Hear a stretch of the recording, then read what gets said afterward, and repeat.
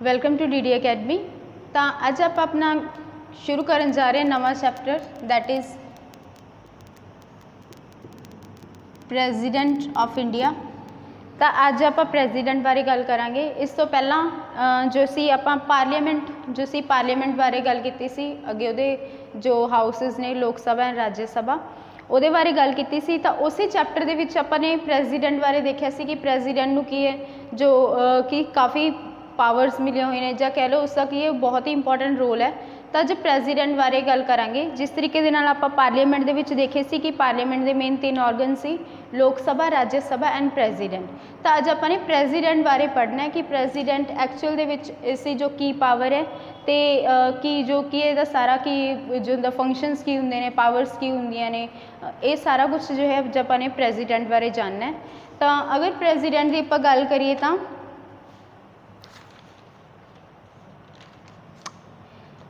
अपनी गल की सी लोक सभा पार्लीमेंट जिन्हों की सी जो कि एक जो गवर्नमेंट का की सी लैजिस्लेटिव ऑर्गन सी। तो आप अगर प्रेजिडेंट की गल करिए तो जो होंगी अपनी गवर्नमेंट के 3 मेन पार्ट्स ने, लैजिस्लेटिव, जुडिशरी एंड एग्जीक्यूटिव। तो जो यूनियन एग्जीक्यूटिव है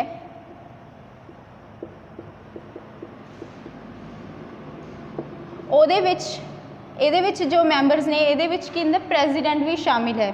तो आर्टिकल जो 52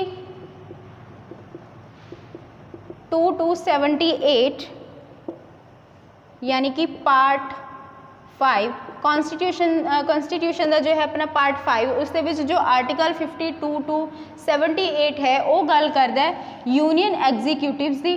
तो ये मेनली जो ने हैं यूनियन एग्जीक्यूटिव के कौन कौन आता है, president, vice president, prime minister,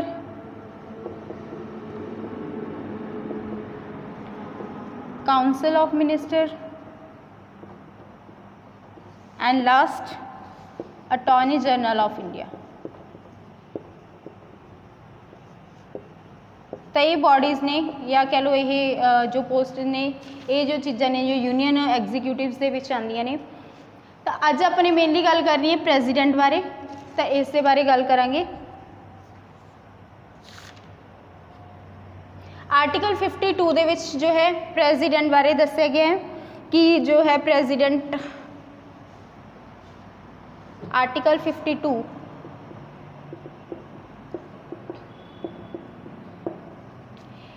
article 52 provides the office of president of India. The president is the head of Indian state। अगर president की गल करिए तो president कौन है, head of Indian states। Who is head of Indian states? President is head of Indian states and also first citizen of state. President कौन है, head of Indian state and first citizen of state. अगर पूछा जाए who is head of जो है government, who is the head of government, तो वो होएगा प्राइम मिनिस्टर। तो इत्थे अपने कन्फ्यूज नहीं होना है। अगर हेड ऑफ स्टेट की गल होवे तो president is the head of state and first citizen of the state. अगर हेड ऑफ गवर्नमेंट की गल होवे तो prime minister is the head of government.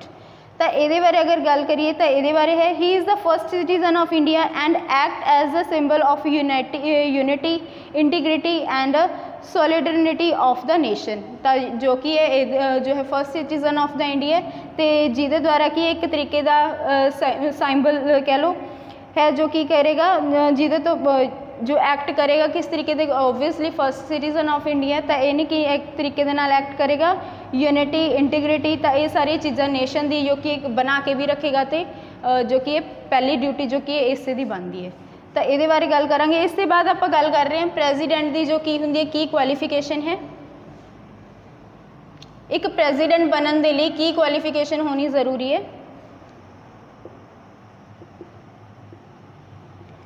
Qualification of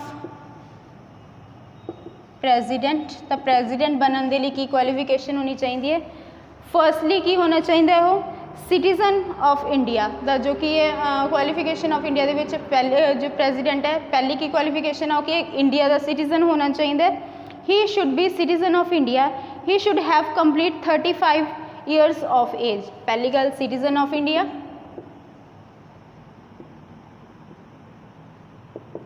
and complete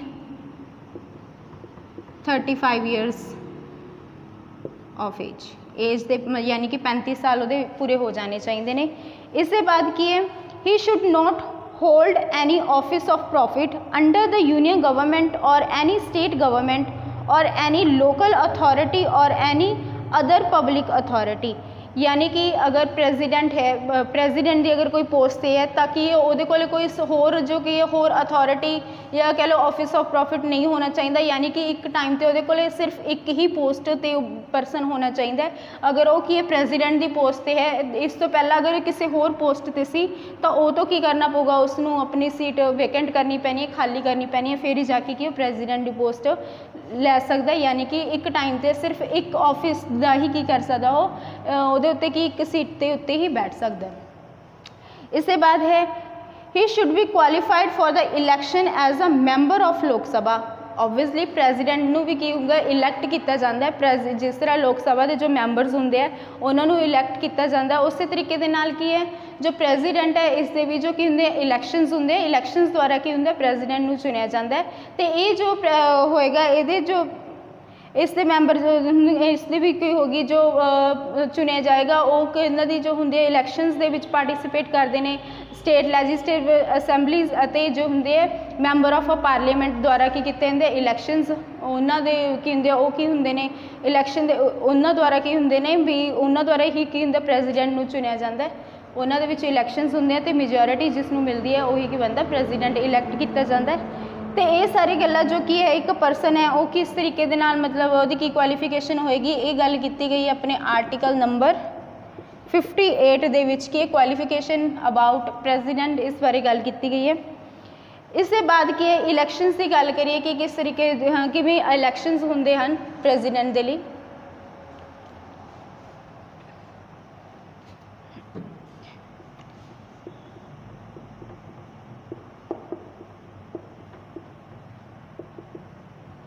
इस बारे जो कि है आर्टिकल नंबर 54 गल करता है कि जो इलैक्शनस होंगे प्रेजिडेंट के वो किस तरीके दे नाल होंगे तो किवें दे होंगे।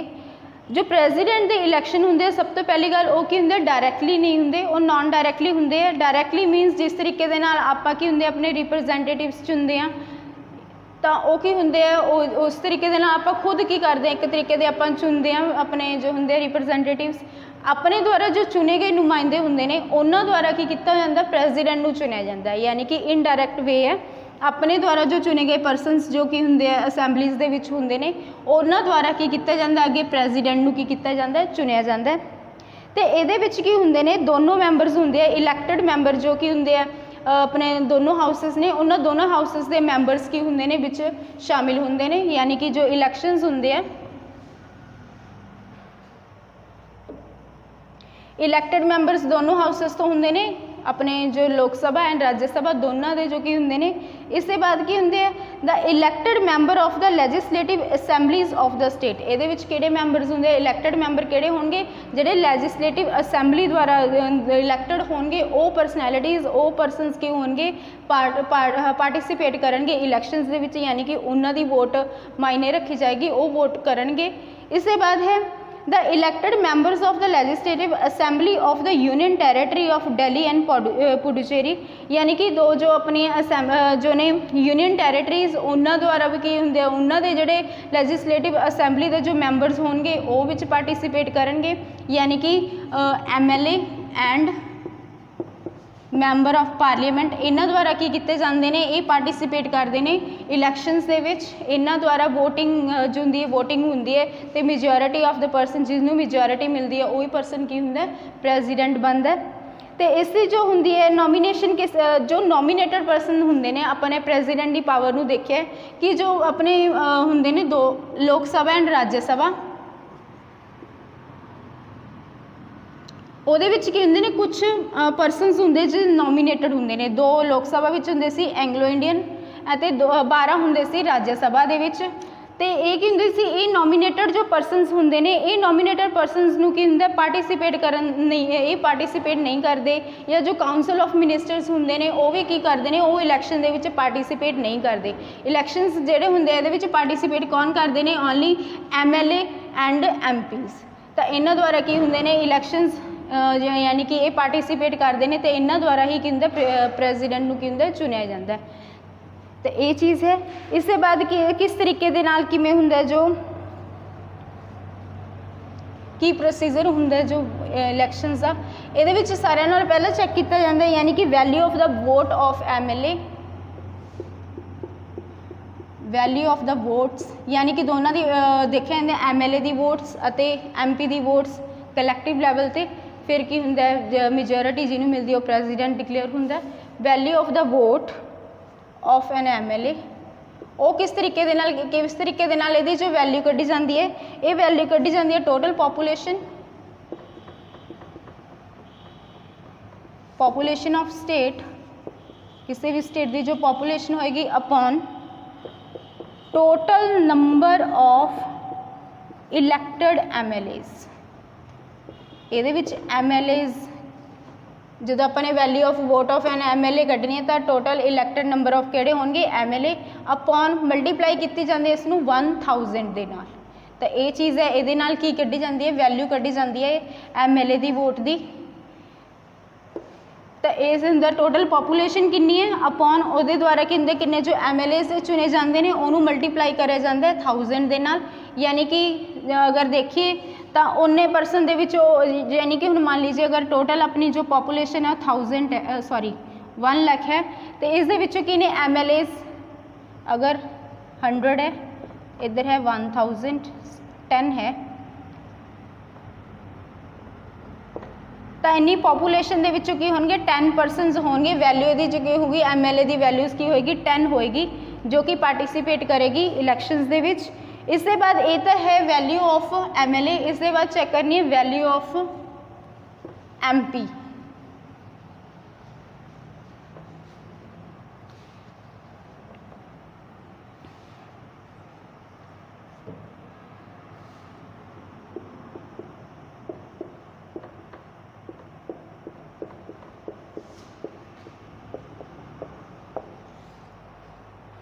इस दे विच की हुंदे all MLAs of the state, यानी कि स्टेट्स से जिन्ने भी MLAs हुंदे ने वो हुंदे ने इत्थे upon total number of elected MPs दी किन्ने परसेंट होंदे ने उस तरीके दे नाल की हुंदी वैल्यू कड्ढी जाती है MP दी वोट दी। तो इस तरीके दे नाल की हुंदे अगे जो होंगे फिर जिस कैंडीडेट नूं की होंगे 50% तो ज़्यादा वोटिंग यानी कि इलैक्शनस होंगे जिहदे पार्टिसिपेट करते हैं, जिसनों मेजोरिटी मिल जाती है 50% तो उपर, तो उहदे द्वारा की होंगे वो परसन का की होंगे भी कि डिक्लेयर हो जाता प्रेजिडेंट डिक्लेयर होंगे। जिस तरीके दे नाल अगर हाँ जी, तो जोड़े परसन नूं की होंगे ज़्यादा वोटिंग मिलती है 50% प्लस वोटिंग मिलती है तो वह की हो जाता अपना प्रेजिडेंट जो होंगे प्रेजिडेंट डिक्लेयर होंगे। इस मैथड दे विच की होंगे each voter cast is as many votes as there as a candidate in field giving his preference, यानी कि अगर किसी वोटर ने जो होंगी अपनी प्रैफरेंस दे सकता है वो, यानी कि प्रैफरेंस के की होंगे फर्स्ट प्रैफरेंस किनू दे रहा है, सैकेंड प्रैफरेंस किनू दे रहा है, थर्ड प्रैफरेंस किनू दे रहा है। प्रैफरेंस अपनी की कर सकता है डिक्लेयर कर सकता है कि फर्स्ट परसन, यानी कि हुण जिस तरीके दे नाल कह लो रामनाथ कोविंद जी ने तो पहली प्रैफरेंस उन्होंने देती, दूसरी जो है मीरा या कोई होर थर्ड परसन कोई होर है वेंकैया नायडू, तो इस तरीके दे नाल कि अपनी प्रैफरेंस नूं दे सकते हैं। इसके बाद की होंगे प्रैफरेंस के बेस पर, फर्स्ट प्रैफरेंस के बेस पर होंगी है, यानी कि हुण मान लो फर्स्ट प्रैफरेंस 100 टाइम्स की हो चुकी है जो होंगी है जो होंगे राजनाथ कोविंद नूं मिल चुकी है, तो उसके बाद की प्रैफरेंस ये की प्रैफरेंस बन के 100 टाइम्स की होंगी मीरा कुमारी नूं भी मिल चुकी है। तो इसके बाद की होंगे इन्हों दोवों के विच सैकेंड फेज़ चलता है, सैकेंड फेज़ के विच फिर तो दोबारा इलैक्शन होंगे, उस तो बाद जिन्हों मेजोरिटी मिलती है वो परसन की डिक्लेयर हो जाता है प्रेजिडेंट डिक्लेयर होंगे। तो इस तरीके दे नाल सिस्टम चलता है। इसके बाद की है in the first phase the first voters are counted, ये सिस्टम ही है जो मैं हुणे समझा चुकी हाँ। This process continues till a candidate secures a required quota. This procedure shows the majority of the elected president. All disputes regarding elections of the president are indicated by the Supreme Court. सारे जो कहते हैं disputes होंगे या सारा जो procedure होंगे वो पर होंगे जो ध्यान दे विच होंगे सुप्रीम कोर्ट की निगाह दे विच. Nominated of the election of the president must be supported by the least 50 electors as professors and 50 electors and the seconders. Security deposit for the nomination as president is 15,000 rupees in RBI. तो एक इस तरीके दे नाल ये जो procedure है. इसके बाद गल करिए ओथ एंड अफर्मेशन की कि जो उसके बाद कि प्रेजिडेंट सिलैक्ट जो हो जाता है या प्रेजिडेंट जो कि हो जाता है पता चल जाता है प्रेजिडेंट का. तो इसके बाद की दवाई जाती है उसनू ओथ. प्रेजिडेंट अगर जो कोई परसन हुण प्रेजिडेंट बन चुके हैं उन्होंने वोट्स मिल चुके हैं मेजोरिटी मिल चुकी है प्रेजिडेंट परसन बन चुके हैं. इसके बाद की प्रोसीजर होंगे उन्होंने ओथ दवाई जाती है. तो ओथ एंड अफर्मेशन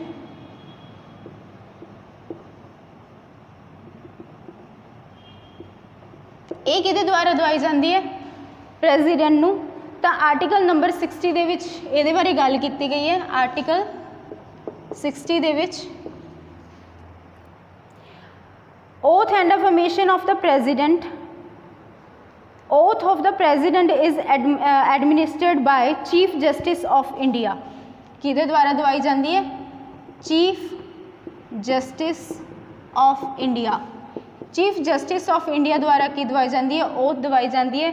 अगर उस chief justice of India absent होवे मौजूद ना होवे तो उहदे बाद की हुंदी है जो सुप्रीम कोर्ट का जो हुंदा अपर जज हुंदा सुप्रीम कोर्ट का सुप्रीम कोर्ट का जो अपर जज होएगा वो की कर सकता है उन्होंने जो हुंदा ये राइट मिलता है कि वो ओथ दवांदा है प्रेजिडेंट नूं. ये आर्टिकल नंबर 60 दे विच लिखा गया है. Any person acting as a president also undertake similar oaths. अगर कि कोई पर्सन है एक्ट कर रहा है एज अ प्रेजिडेंट तो उन्होंने भी की किया जाता है उन्होंने भी ओथ दवाई जाती है. इसके बाद आ जाता है अपना conditions of the president's office. जो प्रेजिडेंट का ऑफिस है उसके द्वारा की कंडीशंस जो कि लगाई जाती ने प्रेजिडेंट के उपर कुछ कंडीशंस भी होंदियां ने.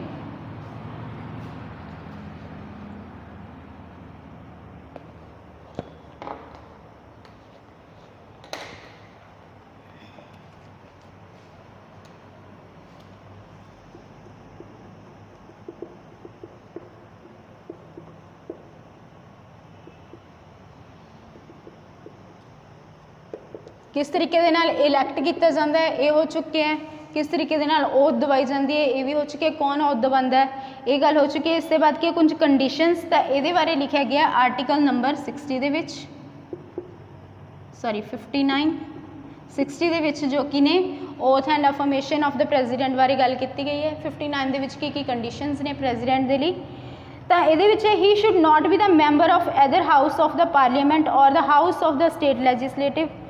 If any such person is elected as a president, he is deemed to have vacant his seat in his house, in that house on the date on which he enters up to office as a president. यानी कि कोई person मान लो जो अपने दोनों जो ने houses ने लोकसभा एंड राज्यसभा. पहली गल की है पर्सन की है उसका मैंबर नहीं होना चाहिए. दूसरी गल की है उन्होंने जो है कोई पर्सन है जो प्रेजिडेंट इलैक्ट होंदा है जब प्रेजिडेंट चुनिया जाता है तो जिस दिन की होंदा है प्रेजिडेंट की पोस्ट के उपर आता है तो उस डेट पर की होंदा है उन्होंने की होंदा है अपना जो वाली जो सीट है उसनों की करना पैंदा है खाली करना पैंदा है. तो फिर जाके की है उन्होंने जो प्रेजिडेंट्स ऑफिस दे विच जो कि होंदी है प्लेस मिलती है. तो ये की है कि अगर वो किसी हाउस का मैंबर है तो उन्होंने की होगा प्रेजिडेंट नूं अपनी वो सीट नूं की करना पैंदा है खाली करना पएगा उस डेट तो. He should not hold any other office of the profit. He is entitled without payment of rent to the use of his official residence. यानी कि ये विच गल की गई है कि जदों कि अगर वो कोई पर्सन जो है प्रेजिडेंट की पोस्ट पर है इसके बाद कि वो किसी होर पोस्ट के उत्ते नहीं बैठ सकता उसने सिर्फ कि यही पोस्ट सामनी पवेगी ताकि वो किसी होर दे पोस्ट के उत्ते नहीं बैठ सकता. तो उसके बाद कि उन्हें प्रेजिडेंट है तो प्रेजिडेंट नूं की हुंदा इसके बाद जो हुंदा ਉਹਨੂੰ ਕਿਸੇ ਬਿਨਾ ਪੇਮੈਂਟ ਤੇ ਬਿਨਾ ਰੈਂਟ ਤੇ ਕੀ ਕਰਨਾ ਹੁੰਦਾ, ਉਸ ਤੋਂ ਬਾਅਦ ਉਸਦੇ ਜੋ ਰੈਜ਼ੀਡੈਂਸ ਹੋਏਗਾ ਉਸ ਤੋਂ ਬਾਅਦ ਉਧਰ ਜੋ ਰਹਿਣ ਵਸੇਰਾ ਜੋ ਜਿੱਥੇ ਉਹ ਰਹੇਗਾ ਤਾਂ ਉਹ ਜੋ ਹੋਏਗਾ ਆਪਣਾ ਰਾਸ਼ਟਰਪਤੀ ਭਵਨ ਦੇ ਵਿੱਚ ਕੀ ਹੋਏਗਾ ਉਹ ਰਹੇਗਾ। ਓਬਵੀਅਸਲੀ ਰਾਸ਼ਟਰਪਤੀ ਹੈ ਜੋ ਰਾਸ਼ਟਰਪਤੀ ਭਵਨ ਦੇ ਵਿੱਚ ਰਹੇਗਾ, ਠੀਕ ਹੈ, ਜੋ ਦਿੱਲੀ ਵਿੱਚ ਹੈ। ਤਾਂ ਜੋ ਪ੍ਰੈਜ਼ੀਡੈਂਟ ਆਫ ਇੰਡੀਆ ਹੈ ਉਸ ਤੋਂ ਬਾਅਦ ਕੀ ਉਸ ਤੋਂ ਕੋਈ ਰੈਂਟ ਨਹੀਂ ਲਿਆ ਜਾਂਦਾ, ਤਾਂ ਜਿਹੜਾ ਰਾਸ਼ਟਰਪਤੀ ਭਵਨ ਹੈ ਤਾਂ ਉਹਦੇ ਵਿੱਚ ਕੀ ਹੁੰਦਾ ਪ੍ਰੈਜ਼ੀਡੈਂਟ ਰਹਿੰਦੇ ਨੇ। ਇਸ ਤੋਂ ਬਾਅਦ ਹੈ ਹੀ is entitled to such emoluments and the allowance and the privileges as may be determined by the parliament. तो जो भी उसका की जो भत्ते वगैरह हो गए जो पेमेंट होगी वो सारा पार्लीमेंट द्वारा डिक्लेयर होएगी। तो इस कुछ कंडीशनस ने प्रेजिडेंट के लिए कोई होर ऑफिस नूं हैल्ड नहीं कर सकता जो इस पोस्ट के उत्ते है। तो कोई भी जो कॉन्स्टिट्यूशनल बॉडी है या कोई भी कॉन्स्टिट्यूशन पोस्ट है वो की साफ साफ लिखे है कि कोई भी परसन है जो किसी पोस्ट के उपर है तो वो को अगर 2 पोस्टस ने तो उसनों की उसनों एक चूज़ करनी पवेगी। तो इस तरीके ना प्रेजिडेंट की भी है, अगर कि वो किसी होर अगर होर किसी बॉडी का पार्ट है तो उसनों की होगा उसनों जो होगा वो सीट नूं वैकेंट करना पएगा प्रेजिडेंट की सीट ते आने लई। तो एक जो कुछ कंडीशनस ने प्रेजिडेंट के लिए। इसके बाद आ जाती है टर्म ऑफ प्रेजिडेंट, यानी कि जो जिसका टैन्यूर की हुंदा प्रेजिडेंट का।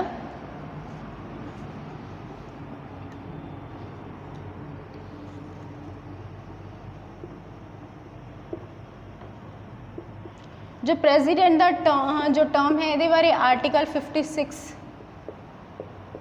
जो कि है गल की गई है।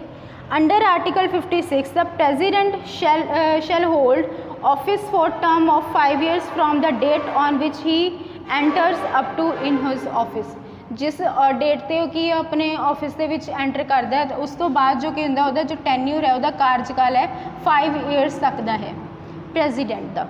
इसके बाद he may resign from his office by जो है रिटन दे विच की होएगा उन्होंने अपना रिजाइन देना पएगा। तो वो जो अपना रिटन दे विच जो रिजाइनिंग लैटर जो देगा वो किनू देगा vice president of the India. अगर यानी कि वो वाइस प्रेजिडेंट नूं की होएगा एक रिटन नोटिस देगा, अगर की कर रहे हो अपनी पोस्ट के उत्ते रिजाइन दे रहे हैं तो वो रिटन नोटिस जो देगा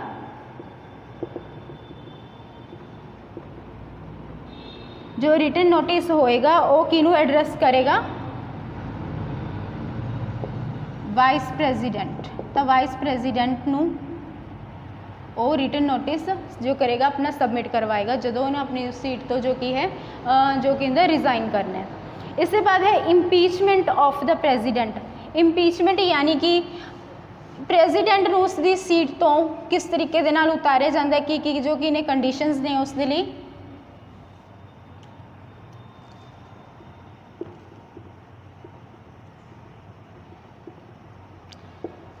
यानी कि प्रोसीजर होएगा अगर प्रेजिडेंट नूं उसकी पोस्ट तो उत्तों उतारना होवे तो की कंडीशनस होंदियां ने उसके लिए। सब तो पहली है ये बारे जो कि है आर्टिकल 61 दे विच लिखा गया तो की प्रोसीजर होएगा। आर्टिकल 61 इस नाल ही डील करता है। According to the article number 61, the impeachment can be initiated by either house of the parliament। यानी कि अपने 2 पार्लियामेंट जो ने हाउसेस ने लोक सभा एंड राज्य सभा तो किसी भी द्वारा इनिशिएट किया जा सकता है, चाहे लोक सभा हो चाहे राज्य सभा। कोई भी अगर कि इंपीचमेंट का जो प्रोसीजर है कोई भी की करवा सकती है, इनिशिएट करवा सकती है, शुरू करवा सकती है।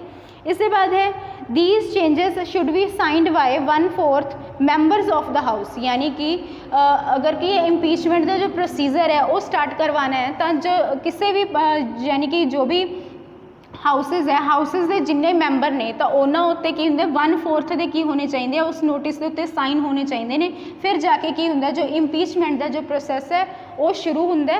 यानी कि अगर 100 परसनस ने किसी किसी हाउस के तो अगर 50 जो होंगे 50 परसनस की करते हैं साइन करते हैं फिर वो प्रोसीजर जो होंगे इम्पीचमेंट का प्रोसीजर स्टार्ट हो जाता है। इसके बाद है तो इस जो होंगे ये प्रोसीजर चलन तो कहते 14 दिन पहला की होंगे प्रेजिडेंट नूं की करना पैंदा है जो होंगे दसना पैंदा है। तो and 14 days advance notice should be given to the president. तब 14 दिन पहला एडवांस दे विच नोटिस जाएगा प्रेजिडेंट दे कोले इम्पीचमेंट शुरू होने तो इम्पीचमेंट प्रोसैस तो पहला।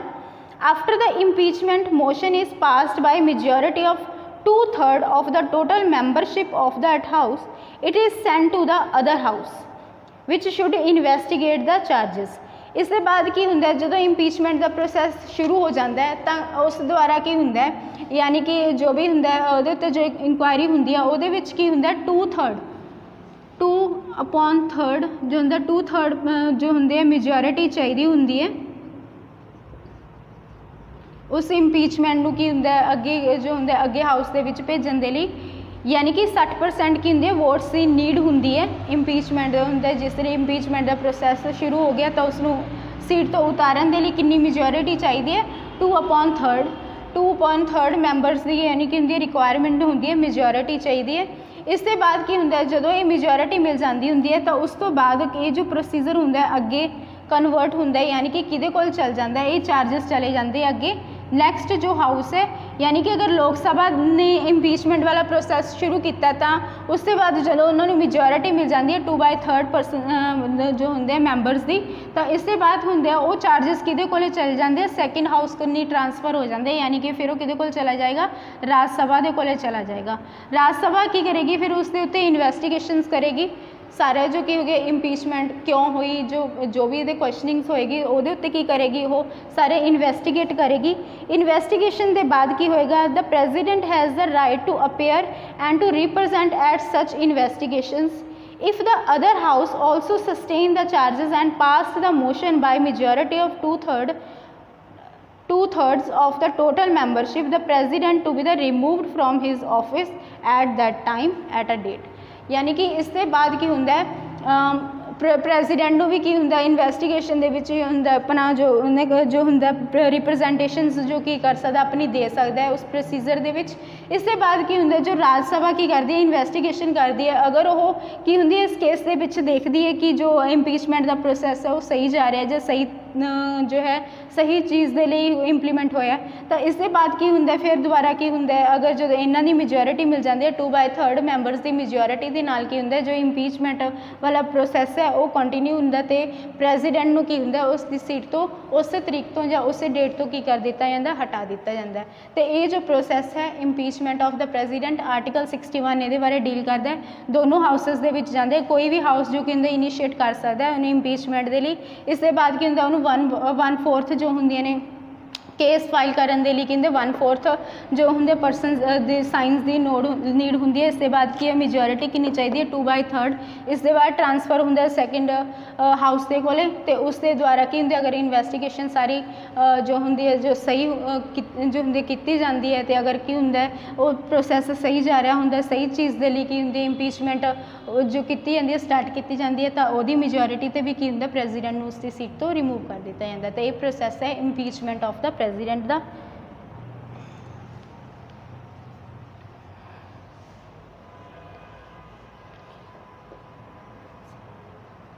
इसके बाद है vacancy in the president's office.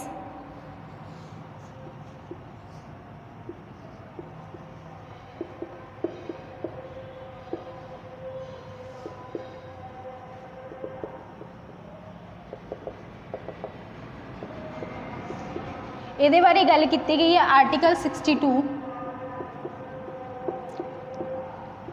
Vacancy in the president's office.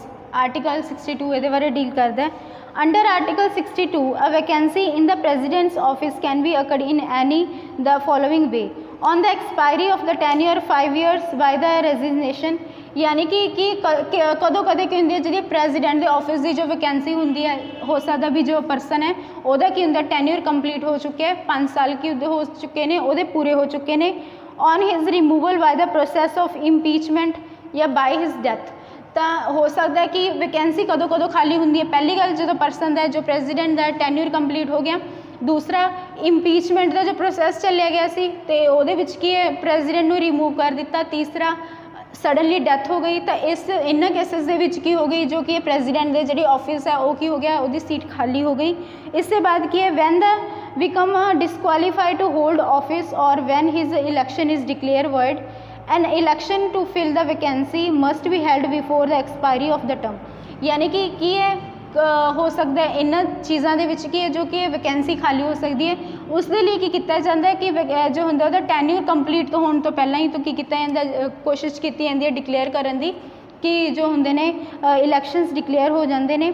if the office fall vacant by the resignation, removal, death or otherwise, then the election to fulfill the vacancy should be completed within 6 months from date of the occurrence of such as the vacancy. The newly elected president remains in office for full term of 5 years from the date to assumes charge of his office.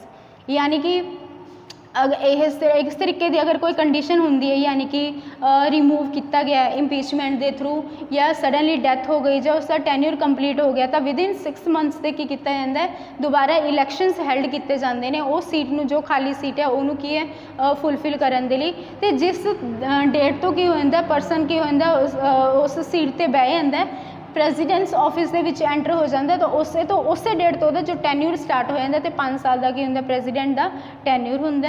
ये जो यकीन है vacancy in the president's office इस तरीके होंदियां ने। इसके बाद आप गल करांगे powers and functions of the president.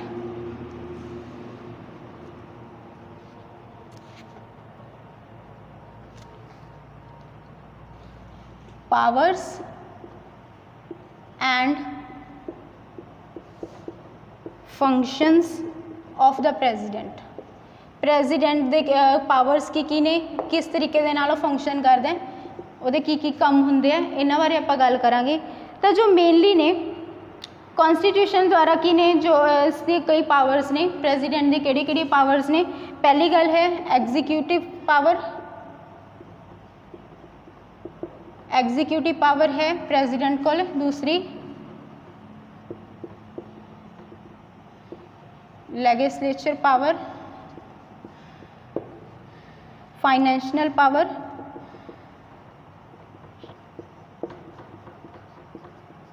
Diplomatic power,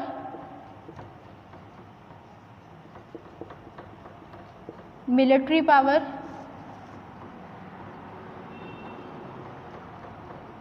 emergency powers. तो ये कुछ पावर्स ने।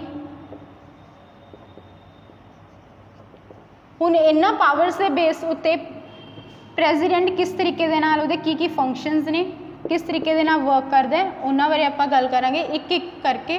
सब तो पहला अगर गल करिए एग्जीक्यूटिव पावर्स की, तो एग्जीक्यूटिव आपने पहले ही देखा कि एक ही यूनियन जो है यूनियन एग्जीक्यूटिव का की पार्ट है। तो एग्जीक्यूटिव पावर्स भी ने ये एक ही है, पार्लीमेंट का पार्ट है, यानी कि लोक सभा राज्य सभा ये जो पार्लीमेंट के मैंबरस है, तो उत्थे भी की ये पावर है। लैजिस्लेटिव पावर भी ये है, फाइनेंशियल पावर भी ये हाथ है, diplomatic power, military power, emergency powers. ये कुछ पावर्स ने जो प्रेजिडेंट के ने। हुण इहदे बारे कली कली करके गल करांगे। तो सब तो पहला है जो एग्जीक्यूटिव पावर।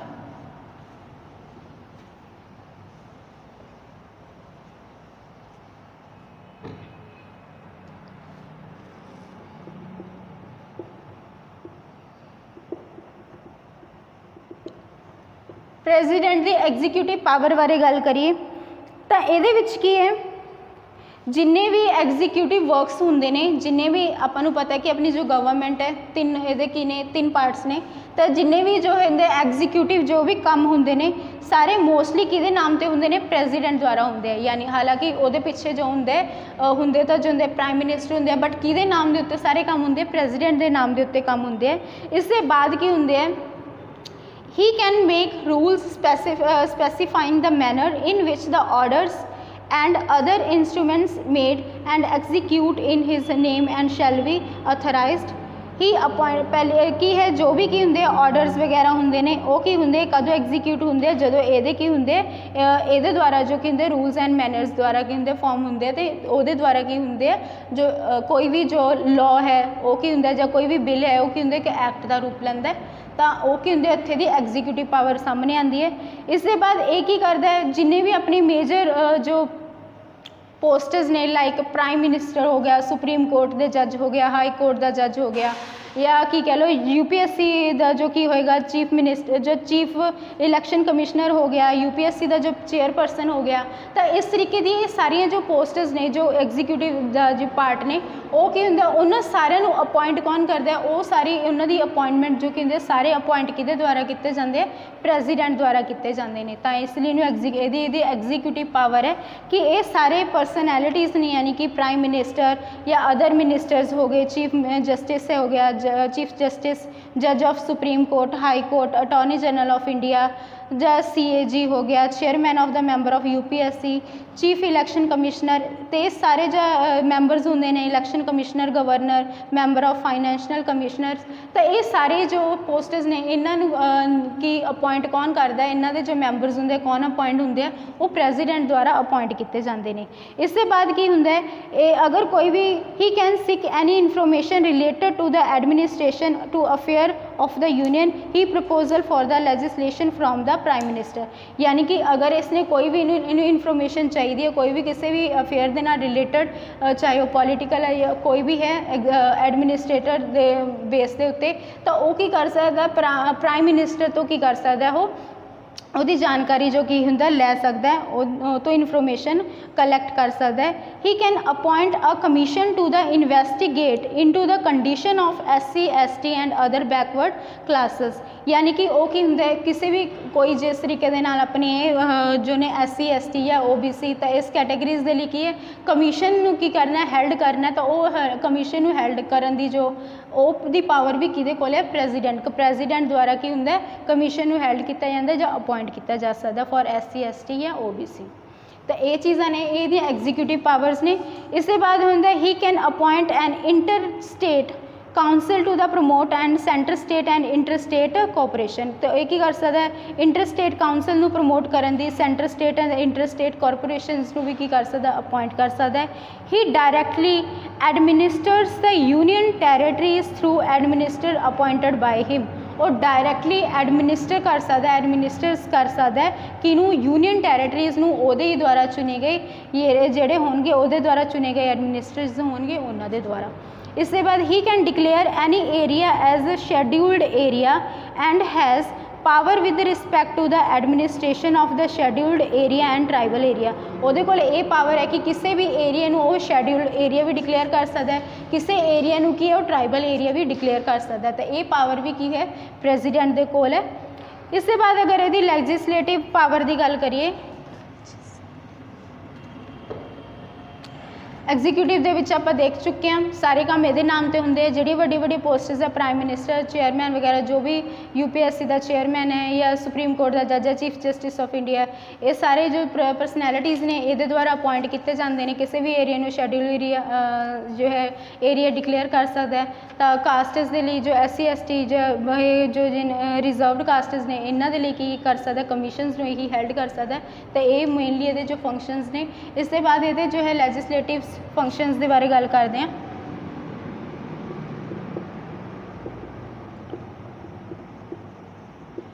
लैजिस्लेटिव पावर्स दे विच अगर गल करिए तो पार्लीमेंट दे विच की हुंदी है, जिहड़ी कि लोक सभा है, लोक सभा नूं डिजोल्व, ये आपां कल भी गल कीती सी कि जो लोक सभा जो हुंदी है ये की हुंदी है, जो कि हुंदी है टैंपरेरी, जो कह लो परमानेंट नहीं हुंदी, ये किसी भी टाइम ते की हुंदी है डिजोल्व की जा सकती है, तो इनू डिजोल्व कौन कर सकता है, प्रेजिडेंट। पहला फंक्शन ये हो गया, ही कैन डिजोल्व लोक सभा।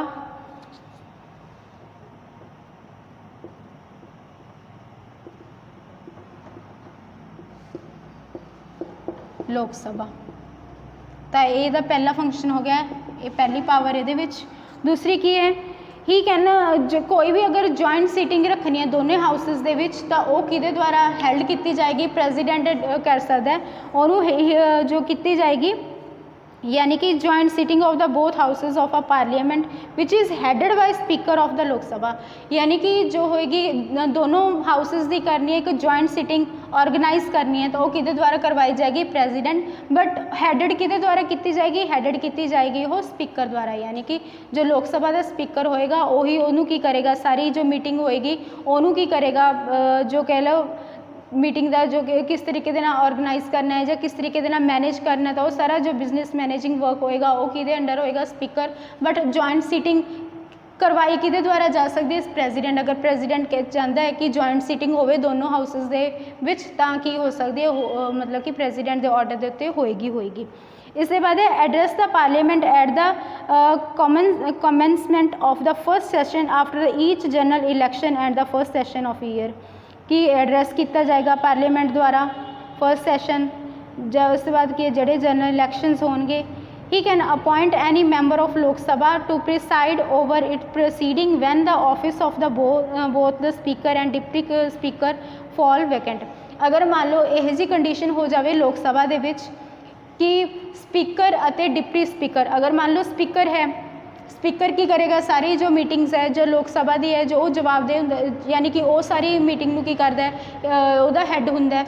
इसके बाद अगर मान लो स्पीकर नहीं है, स्पीकर नहीं है तो उससे नैक्सट ड्यूटी किहदी आएगी, डिप्टी स्पीकर दी। तो डिप्टी स्पीकर द्वारा कि वो सीट होस्ट की जाती है, मीटिंग नूं होस्ट किया जाता है। बट मान लो अगर कि डिप्टी स्पीकर भी नहीं है, सीट खाली है स्पीकर दी, तो उसके बाद की है तो जो लोक सभा के विच मैंबर किहदे द्वारा चुनिया जाएगा, प्रेजिडेंट द्वारा चुनिया जाएगा उस मीटिंग नूं होस्ट करन दे लई। स्पीकर भी नहीं है, डिप्टी स्पीकर भी नहीं है, तो ये पावर किहदे द्वारा कि लोक सभा के विचों किहड़े मैंबर नूं चुनना है, वो चीज़ जो होगी ये पावर किहदे हत्थ 'च है, प्रेजिडेंट के हत्थ 'च। तो प्रेजिडेंट द्वारा क्या होएगा, एक नवा नुमाइंदा नूं चुनिया जाएगा। इसके बाद है सिमिलरली उस तरीके दे नाल हुंदे राज्य सभा दे विच। राज्य सभा दे विच चेयरमैन कौन हुंदा है, जो राज्य सभा दे चेयरमैन हुंदा वाइस प्रेजिडेंट। इसके बाद हुंदा डिप्टी चेयरमैन।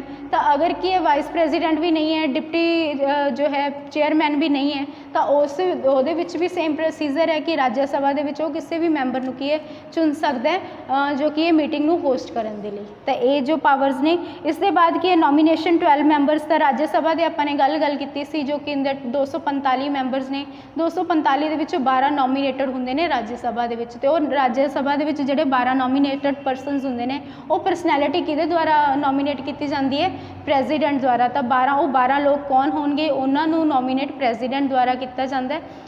किस दे बेस से होंदा है, उन्होंने एक्सपीरियंस के बेस से, या कह लो उन्होंने जो होंगे इंटैलीजेंस बेस से, यानी कि वो सारी चीज़ा कल गल की सी कि 12 परसनैलिटीज़ नूं राज्य सभा के नॉमीनेट किया जाता है। तो 2 होंगे ने लोक सभा के जोड़े कि एंग्लो इंडियंस होंगे ने, तो वह भी किहदे द्वारा नॉमीनेट किए जाते हैं, प्रेजिडेंट द्वारा।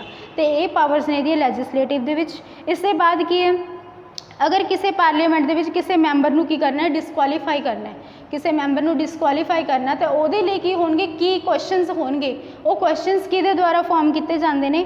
तो वो क्वेश्चनस भी की ने, कंसलटेंस विद द इलैक्शन कमीशन के द्वारा के नाल बैठ के किहदे द्वारा क्वेश्चनस रेडी किए जाते हैं, प्रेजिडेंट द्वारा। इसके बाद his prior recommendation of the permission is needed to introduce certain types of bills in the parliament like money bill and recreation of new state bill. यानी कि ये कोले की है रिकमेंडेशन या परमिशन की नीड होंगी है किसी भी बिल नूं, कोई भी जो बिल है अगर कि वो एक्ट किस तरीके बनेगा, जो डिक्लेयर होएगा बिल या अगे की होएगा वो फोर्स दे विच आ जाएगा, तो वो किस दी जो कि रिकमेंडेशन चाहिए प्रेजिडेंट की होंगी है, प्रायर तो होंगी है। यानी कि यदा की होंगे किसी भी बिल नूं की कर सकता है, ये बिल नूं इंप्लीमेंट करवा सकता है। हुण मान लीजिए कोई बिल है लोक सभा के विच इंट्रोड्यूस होया, लोक सभा ने इंट्रोड्यूस किया, उसके बाद उन्हें राज्य सभा नूं सेंड किया, राज्य सभा ने भी उसनूं की किया, जो किया अप्रूव करता, उसके बाद वो किहदे कोल जाएगा, प्रेजिडेंट दे कोल। अगर प्रेजिडेंट के हत्थ विच है कि वो की है उस बिल नूं की है अगे फोर्स दे विच भी लिया सकता है, यानी कि उन्हें इंप्लीमेंट करवा सकता है। अगर वो चाहे तो उससे जो कि है बिल नूं की आपदे कोले रख भी सकता है कॉन्स्टिट्यूशन दे विच। जिस तरीके दे नाल अगर 2 हाउसेस ने, इन्हां द्वारा कोई कि एक हाउस द्वारा दूजे हाउस नूं कोई बिल भेजा जाता, तो वह हुंदा 6 मंथ तक उन्होंने होल्ड करके रख सकता है, ਜਾਂ ਉਹਨੂੰ ਰੀਸੈਂਡ ਕਰੇਗਾ अगर ਉਹਨੂੰ ਕੋਈ ਉਹਦੇ ਵਿੱਚ ਪ੍ਰੋਬਲਮ ਹੈ, ਤਾਂ ਕਿ 6 ਮਹੀਨੇ ਤੋਂ ਬਾਅਦ ਕੀ ਕਰ ਸਕਦਾ, ਉਹ ਬਿੱਲ ਨੂੰ ਰੋਕ ਨਹੀਂ ਸਕਦਾ। ਬਟ ਪ੍ਰੈਜ਼ੀਡੈਂਟ ਦੇ ਕੇਸ 'ਚ ਕੋਈ ਟਾਈਮ ਲਿਮਿਟ ਨਹੀਂ ਹੈ, ਉਹ ਚਾਹੇ ਤਾਂ ਉਸ ਬਿੱਲ ਨੂੰ ਕੀ ਕਰ ਸਕਦਾ, ਅੱਗੇ ਪਾਸ ਵੀ ਕਰ ਸਕਦਾ ਹੈ, ਅਗਰ ਉਹ ਚਾਹੇ ਉਸ ਬਿੱਲ ਨੂੰ ਕੀ ਕਰ ਸਕਦਾ, ਦੁਬਾਰਾ ਰੀਸੈਂਡ ਵੀ ਕਰ ਸਕਦਾ, ਅਗਰ ਉਹ ਚਾਹੇ ਤਾਂ ਉਹ ਬਿੱਲ ਨੂੰ ਕੀ ਕਰ ਸਕਦਾ, ਖਾਰਿਜ ਵੀ ਕਰ ਸਕਦਾ। ਤਾਂ ਇਹ ਚੀਜ਼ਾਂ ਨੇ, ਇਹ ਪਾਵਰਸ ਵੀ ਕੀ ਨੇ, ਪ੍ਰੈਜ਼ੀਡੈਂਟ ਦੇ ਹੱਥ ਵਿੱਚ ਨੇ। ये आप गल कर ही चुके हैं, यानी कि वो बिल की एसेंट टू द बिल, यानी कि एक्सैप्ट कर सकता है, अगे उन्होंने कि एक एक्ट दे जाए उन्होंने बिल नूं फोर्स दे विच लिया सकता है। Withhold his assent to the bill, यानी कि उन्होंने होल्ड करके रख सकता है। रिटर्न द बिल, यानी कि वो बिल नूं की कर सकता है, पिछे रिटर्न भी कर सकता है। तो ये जो कि ने इस दियां जो इस दे जो पावर्स ने। इस दे बाद गल करिए इस दे फाइनैंशियल पावर्स दियां।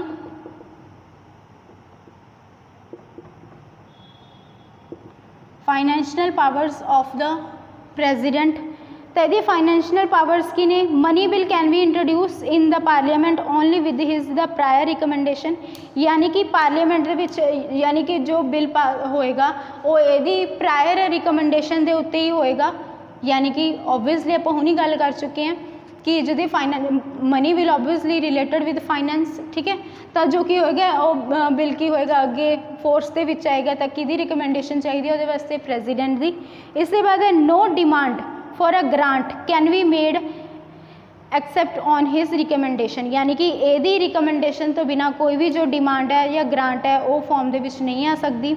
ही cause the laid before the parliament and annual financial statement, यानी कि ये बिना कि जो यूनियन बजट होंगे, तो यूनियन बजट हर साल जो होंगे अपना बनता है, एक्चुअल के यूनियन बजट नाम का कोई वर्ड जो है कॉन्स्टिट्यूशन में यूज़ नहीं होंगे, तो बजट नूं अगर डिक्लेयर होंगे तो वो अपने पार्लीमेंट सॉरी कॉन्स्टिट्यूशन के विच उहनूं की नाम दिता जाता है, financial annual financial statement.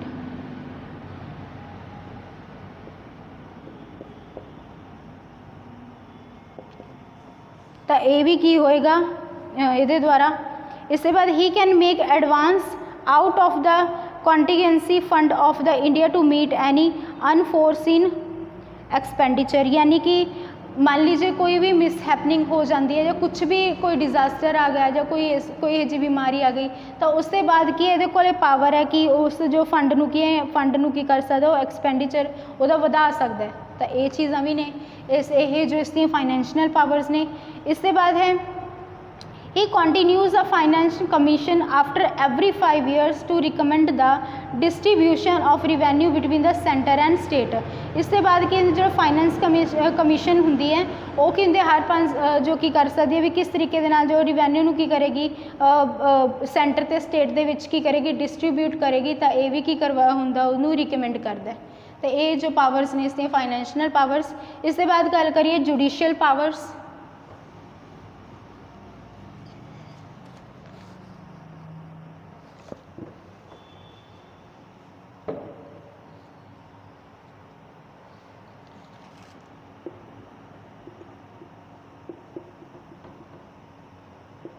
Judicial powers दे विच he appoint the chief justice and the जज of supreme court and high court. ये आप पहला भी गल कर चुके हैं कि जुडिशियल पावर्स दे विच की है जो भी चीफ जस्टिस होएगा या जो भी सुप्रीम कोर्ट जो होएगा, आप गल की सी कि जो भी चीफ जस्टिस होएगा या सुप्रीम कोर्ट के जज होंगे या हाई कोर्ट के जज होंगे वो किहदे द्वारा अपॉइंट किए जाएंगे, प्रेजिडेंट द्वारा अपॉइंट किए जाएंगे। इसके बाद की है वो की कर सकते सुप्रीम कोर्ट की किसी मान लीजिए कोई पर्सन है न्यू प्रेजिडेंट है वो नहीं समझ आ रहा कुछ, तो वो की कर सकता है जो की कर सकता है एडवाइस ले सकता है कि ले सकता है सुप्रीम कोर्ट की। बट ये कोई ये नहीं है कि भी की है उसनों उस एडवाइस को मन्ने ही मन्ने, ये कोई कंपलसरी नहीं है, वो उसकी इच्छा है कि उस एडवाइस को मन्ने या ना मन्ने, बट फॉर हिज हेल्प या फॉर हिज हर हेल्प वो की कर सकता है जो कि है अगर उसनों की एडवाइस की नीड है तो सुप्रीम कोर्ट के उत्तों की कर सकता है एडवाइस ले सकता है। ये बारे जो की गई है आर्टिकल 143 दे विच गल की गई है ही की है he can sick advice from the supreme court.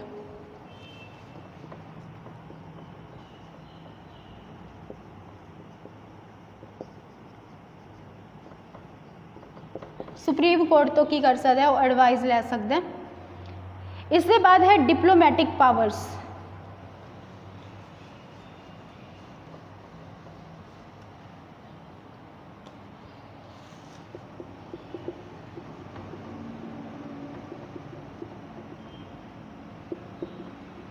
Diplomatic powers कोई भी जो इंटरनेशनल ट्रीटीज़ होंदियां ने या कोई भी एग्रीमेंट्स होंदे ने वो सारे किदे बिहाफ ते होंदे हैं, जो जो होंदे कंक्लूडेड होंदे ने वो किदे बिहाफ ते होंदे ने, वो सारे प्रेजिडेंट दे बिहाफ ते होंदे ने। कोई इंटरनेशनल ट्रीटी है या कोई भी जो कि एग्रीमेंट साइन होना है नैगोशिएट होना है, तो वो सारे किदे बिहाफ ते होएगा, वो प्रेजिडेंट दे बिहाफ ते होएगा।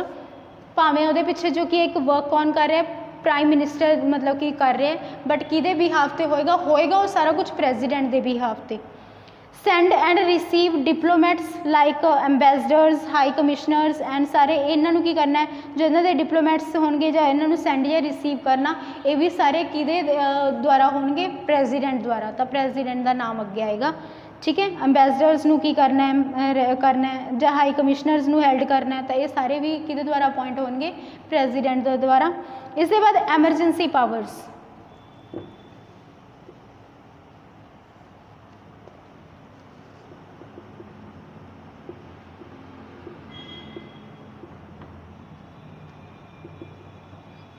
ਐਮਰਜੈਂਸੀ ਪਾਵਰਸ ਆਪਣੇ ਅਗਰ ਕੋਈ ਦੇਸ਼ ਵਿੱਚ ਐਮਰਜੈਂਸੀ ਲੱਗੇ ਤਾਂ ਉਹ ਕਿਹਦੇ ਦੁਆਰਾ ਲਗਾਈ ਜਾਂਦੀ ਹੈ, ਕਿਹਦਾ ਕਲੇਮ ਕੀਤਾ ਜਾਂਦਾ ਹੈ, ਪ੍ਰੋਕਲੇਮ ਕੀਤੀ ਜਾਂਦੀ ਹੈ ਪ੍ਰੈਜ਼ੀਡੈਂਟ ਦੁਆਰਾ।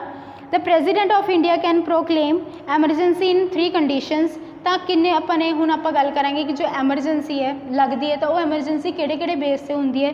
ਇਹ ਹੋ ਸਕਦੀ ਹੈ ਨੈਸ਼ਨਲ ਐਮਰਜੈਂਸੀ ਹੋ ਸਕਦੀ ਹੈ, ਕੌਨਸਟੀਟਿਊਸ਼ਨਲ ਐਮਰਜੈਂਸੀ ਹੋ ਸਕਦੀ ਹੈ ਜਾਂ ਫਾਈਨੈਂਸ਼ੀਅਲ ਐਮਰਜੈਂਸੀ ਵੀ ਹੋ ਸਕਦੀ ਹੈ। ਨੈਸ਼ਨਲ ਐਮਰਜੈਂਸੀ ਜਿਹਦੇ ਬਾਰੇ ਕੀ ਹੈ ਆਰਟੀਕਲ 352 ਦੇ ਵਿੱਚ ਗੱਲ ਕੀਤੀ ਗਈ ਹੈ। ਐਮਰਜੈਂਸੀ ਦੀ ਟਾਈਪਸ ਨੇ ਇਹ, ਨੈਸ਼ਨਲ ਐਮਰਜੈਂਸੀ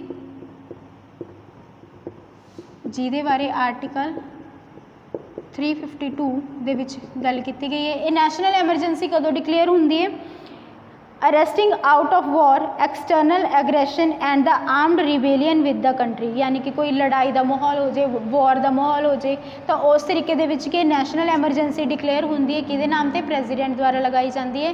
ਇਹ ਆਪਾਂ ਐਮਰਜੈਂਸੀ ਬਾਰੇ ਗੱਲ ਕੀਤੀ ਸੀ, ਆਪਣੇ ਫੰਡਾਮੈਂਟਲ ਰਾਈਟਸ ਦੇ ਵਿੱਚ ਵੀ ਗੱਲ ਕੀਤੀ ਸੀ ਕਿ ਜਦੋਂ ਐਮਰਜੈਂਸੀ ਲੱਗਦੀ ਹੈ ਤਾਂ ਆਰਟੀਕਲ 21 ਦੇ ਵਿੱਚ ਜੋ ਆਪਾਂ ਨੂੰ ਫੰਡਾਮੈਂਟਲ ਰਾਈਟਸ ਆ ਉਹਨਾਂ ਨੂੰ ਛੱਡ ਕੇ ਬਾਕੀ ਸਾਰੇ ਜੋ ਆਪਣੇ ਜੋ ਰਾਈਟਸ ਹੁੰਦੇ ਨੇ ਉਹ ਕੀ ਕੀਤੇ ਜਾਂਦੇ ਨੇ, ਇੱਕ ਉਸ ਐਮਰਜੈਂਸੀ ਦੇ ਪੀਰੀਅਡ ਦੇ ਵਿੱਚ ਖੋਹ ਲਏ ਜਾਂਦੇ ਨੇ, ਠੀਕ ਹੈ। ਤਾਂ ਇਹ ਨੈਸ਼ਨਲ ਐਮਰਜੈਂਸੀ ਕਦੋਂ ਲੱਗਦੀ ਹੈ, ਡਿਊ ਟੂ ਦਾ ਵਾਰਸ, ਕੋਈ ਇਹੋ ਜਿਹੀ ਕੰਡੀਸ਼ਨ ਹੋ ਜੇ, ਕਿਸੇ ਹੋਰ ਕੰਟਰੀ ਦੇ ਨਾਲ ਡਿਸਪਿਊਟਸ ਹੋ ਜਾਣ ਤਾਂ ਉਦੋਂ ਲੱਗਦੀ ਹੈ। ਇਸ ਤੋਂ ਬਾਅਦ ਹੁੰਦੀ ਹੈ ਕੌਨਸਟੀਟਿਊਸ਼ਨਲ।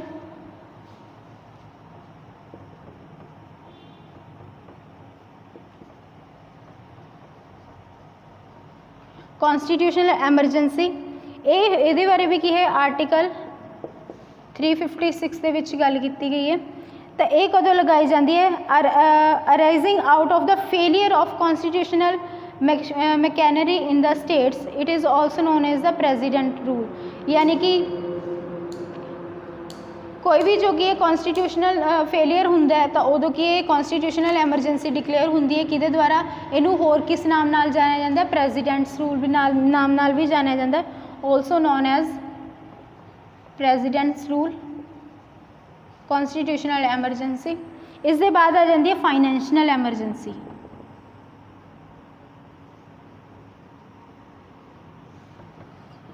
ਆਰਟੀਕਲ 360 ਤਾਂ 360 ਦੇ ਵਿੱਚ ਨੈਸ਼ਨਲ ਫਾਈਨੈਂਸ਼ੀਅਲ ਐਮਰਜੈਂਸੀ ਬਾਰੇ ਗੱਲ ਹੋਈ ਹੈ। ਫਾਈਨੈਂਸ਼ੀਅਲ ਐਮਰਜੈਂਸੀ ਕਦੋਂ ਲੱਗਦੀ ਹੈ, ਜਦੋਂ ਥ੍ਰੇਟ ਆਫ ਦਾ ਫਾਈਨੈਂਸ਼ੀਅਲ ਸਟੈਬਿਲਿਟੀ ਔਰ ਦਾ ਕ੍ਰੈਡਿਟ ਆਫ ਇੰਡੀਆ, ਯਾਨੀ ਕਿ ਕੋਈ ਜੋ ਕਿ ਇਹ ਬਜਟ ਹੈ ਜਾਂ ਕੋਈ ਕਹਿ ਲਓ ਫਾਈਨੈਂਸ਼ੀਅਲ ਕੰਡੀਸ਼ਨਸ ਇਹੋ ਜਿਹੀਆਂ ਆ ਜਾਂਦੀਆਂ ਨੇ ਕਿ ਫਾਈਨੈਂਸ਼ੀਅਲ ਐਮਰਜੈਂਸੀ ਲਗਾਉਣੀ ਪੈ ਜਾਂਦੀ ਹੈ ਤਾਂ ਕਿ ਉਦੋਂ ਡਿਕਲੇਅਰ ਹੁੰਦੀ ਹੈ ਫਾਈਨੈਂਸ਼ੀਅਲ ਐਮਰਜੈਂਸੀ। ਇਹਦੇ ਵੀ ਆਰਟੀਕਲ 360 ਦੇ ਵਿੱਚ ਗੱਲ ਕੀਤੀ ਹੈ। ਤਾਂ ਇਹ ਕੀ ਹੈ, ਜੋ ਸਟੇਬਿਲਿਟੀ ਜੋ ਹੁੰਦੀ ਹੈ ਕਿ ਫਾਈਨੈਂਸ ਦੀ ਉਹ ਕੀ ਹੋ ਜਾਂਦੀ ਹੈ, ਉਹਦੇ ਵਿੱਚ ਪ੍ਰੋਬਲਮਸ ਕ੍ਰੀਏਟ ਹੁੰਦੀਆਂ ਤਾਂ ਫਾਈਨੈਂਸ਼ੀਅਲ ਐਮਰਜੈਂਸੀ ਲੱਗਦੀ ਹੈ। ਤਾਂ ਇਹ ਵੀ ਕਿਹਦੇ ਨਾਮ 'ਤੇ ਹੁੰਦੀ ਨੇ, ਪ੍ਰੈਜ਼ੀਡੈਂਟ ਦੇ ਨਾਮ 'ਤੇ।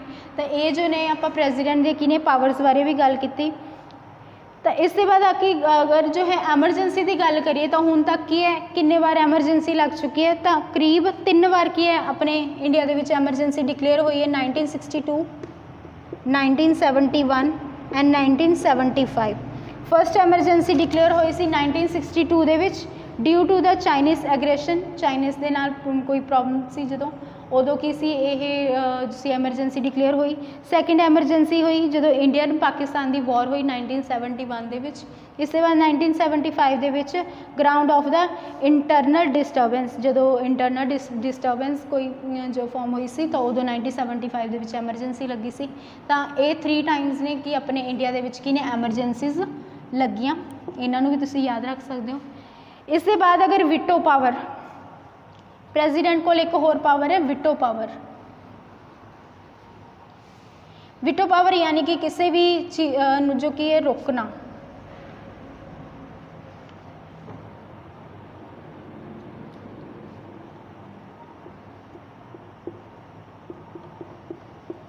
अगर प्रेजिडेंट कोले पावर्स ने वो की कर सकता उसनू विटो यानी कि किसी भी लॉ नू या किसी एक्ट नू या किसी बिल नू की कर सकता उन्होंने अगे फोर्स के विच आउण तो की हुंदा रोक सकता अगे कि वो जवाबदेह भी नहीं है।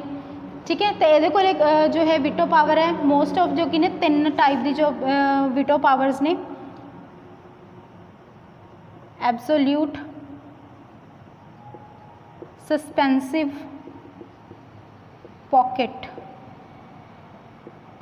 तो इस जो ने ये 3 टाइप की की ने विटो पावर्स ने। एब्सोल्यूट, एब्सोल्यूट का की मतलब है यानी कि withholding of assent to the bill pass by the legislature, यानी कि लेजिस्लेचर द्वारा कोई बिल की है पास किया गया है बट वो की किया गया है उन्होंने की कर रखे है होल्ड करके रख रखे है तो उन्होंने की कहते हैं एब्सोल्यूट विटो पावर। इससे बाद है सस्पेंसिव, सस्पेंसिव विच की है वो की कर रहे हैं बिल नू की करता है बैक यानी कि दोबारा की हुंदा है किसी हाउस के कोले की कर रहे वापस भेज रहे हैं तो वो हो गई सस्पेंसिव विटो।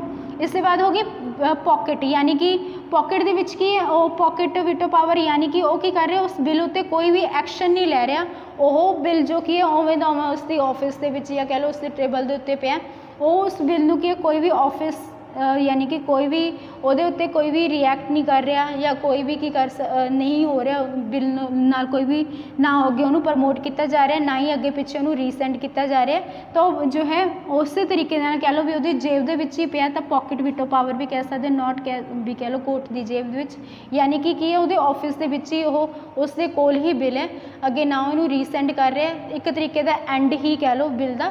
तो ये जो विटो पावर्स ने जिहदे विच की है वो किसी बिल नू की रोक सकता है कोई एक्ट फॉर्म होने तो एब्सोल्यूट है यानी कि उन्हें उत्थे उस तरीके होल्ड कर रखे मे बी अगे प्रमोट कर दे। सस्पेंसिव यानी कि वो बिल नू की करे पिछे रीसेंट करेगा हाउसिस के कोले। पॉकेट दे विच यानी कि वो कोई रिएक्शन नहीं है उसनू की रोक रखे बिल नू। तो ये भी की ने विटो पावर्स। तो अज अपने प्रेजिडेंट के बारे जाने इत्थे अपना प्रेजिडेंट बारे जो कि जिन्नी इनफॉर्मेशन अपन ने गेन की तो प्रेजिडेंट बारे जाने किमें की हुंदा है जो प्रेजिडेंट की है कि यदी क्वालिफिकेशन होनी चाहिए है ये पावर्स की ने फंक्शनस की ने किमें कि इसनू ओथ दवाई जाती है यदी इंपीचमेंट किस तरीके दे नाल हुंदी है। इसके बाद यदि वैकेंसी ना प्रेजिडेंट्स ऑफिस ये बारे जाने टर्म्स की होनी टर्म्स की ने जो प्रेजिडेंट का टैन्यूर की है तो ये सारी चीज़ों बारे आपने अज गल की। तो ये से अपना अज का लैक्चर जो कि सी प्रेजिडेंट के उपर। तो इसके बाद की है अपना नैक्सट टॉपिक होएगा वो रिगार्डिंग आप गल करांगे अपने नैक्सट लैक्चर के। तो अज लिए अपने लिए तुहाडे लिए इन्ना ही। तो थैंक यू।